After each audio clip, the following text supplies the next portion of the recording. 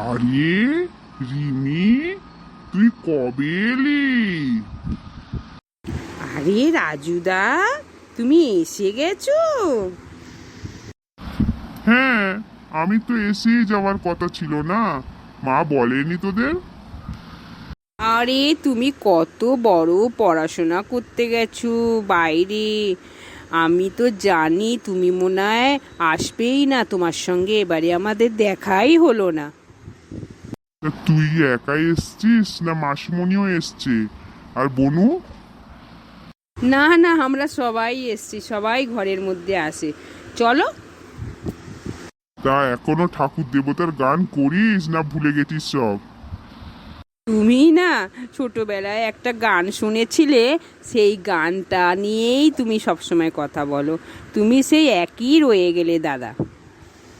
তা গানটা তোর মনে আছে না? একটু শোনা না আমাকে শুনি। দাদা এই তো তুমি এলে, তুমি তো আছো, আমি তো আছি, পরে শোনাবো। নে, ওইটাই বলবি আর কি করবি। দাদা অনেকদিন পর এলো, একটা গান শুনতে চাইলো। ঠিক আছে, নাও আমি করছি। আমায় একটু জায়গা দাও মায়ের মন্দিরে বসি, মায়ের মন্দিরে বসি। আমি অনাহত একজন, অনেক দোষীতে দোষী।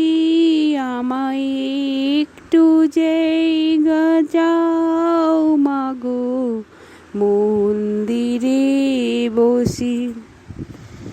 কতদিনের গান দাদা, আমি কি আর প্র্যাকটিস করি, ভুলেই গেছি। ওইটুকু যে শোনালি, এতেই আমি আনন্দ শান্তি।